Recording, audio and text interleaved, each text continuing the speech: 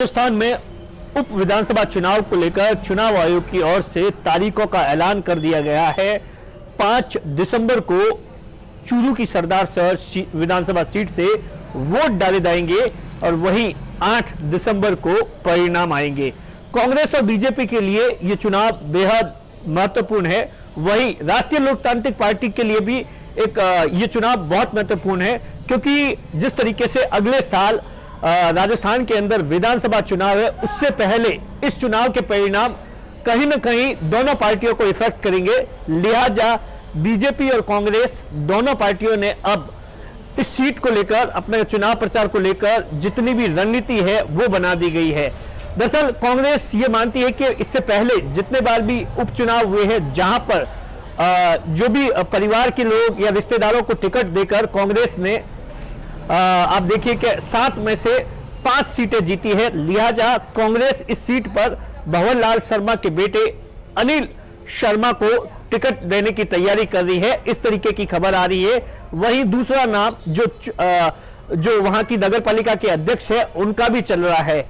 वहीं बीजेपी जो अशोक कुमार है, जो कि 2008 से लेकर 2013 में विधानसभा विधायक रह चुके हैं, उस पर दाव खेल सकती है। इसके अलावा बीजेपी इस स्ट्रेटेजी पर भी काम कर रही है कि वहां किसी जाट उम्मीदवार को टिकट दिया जाए।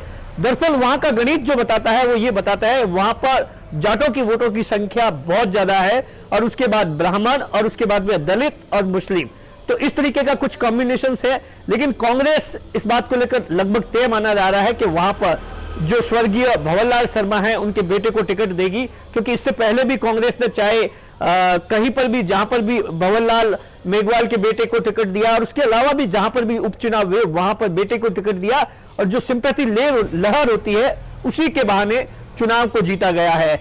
जिस तरीके से मुख्यमंत्री अशोक गहलोत पर अब दोहरी जिम्मेदारी है, इस समय वो गुजरात के चुनाव के ऑब्जर्वर है और उसके बाद में उसी दिन यहां पर भी चुनाव है, यहां पर भी परिणाम आएगा और इसी बीच राहुल गांधी की यात्रा भी इन्हीं दिनों में आने वाली है। ऐसा बताया जाता है कि 4 दिसंबर के आसपास राजस्थान में आ सकती है।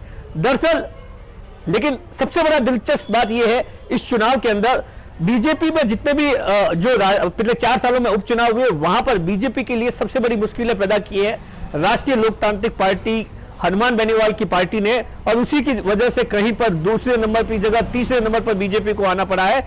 लेकिन इस सीट के बारे में कहा जा रहा है कि राष्ट्रीय लोकतांत्रिक पार्टी किसी जाट चेहरे को टिकट दे सकती है और यहीं से बीजेपी का गणित बिगड़ सकता है। इस तरीके की बातें राजनीतिक गलियारों में चल रही है। लेकिन इतना साफ है कि बीजेपी के लिए भी ये चुनाव बड़ा इंपॉर्टेंट रखता है। इसके साथ में गुजरात का चुनाव है, हिमाचल का चुनाव है, लेकिन राजस्थान में जिस तरीके से अचानक ही कल उपचुनाव को लेकर, क्योंकि इससे पहले इस तरीके का अंदाजा नहीं था कि अचानक ही इस तरीके से दिसंबर के महीने में उपचुनाव होगा, लेकिन अब जिस तरीके के समीकरण निकल कर आ रहे हैं उसमें बीजेपी इस स्ट्रेटेजी को, क्योंकि कहीं ना कहीं बीजेपी को लगता है कि उपचुनाव में जिस तरीके से कांग्रेस हमेशा से सिंपैथी लहर को के बहाने जीतती आई है, उसे कैसे तोड़ा जाए, इसी बात पर बीजेपी विचार कर रही है। वही हनुमान बेनीवाल की पार्टी भी अब इस चुनाव में पूरे जोर शोर के साथ उतरेगी, इस तरीके की खबरें हैं। दिनेश बोहरा, बाड़मेर, राजस्थान तक।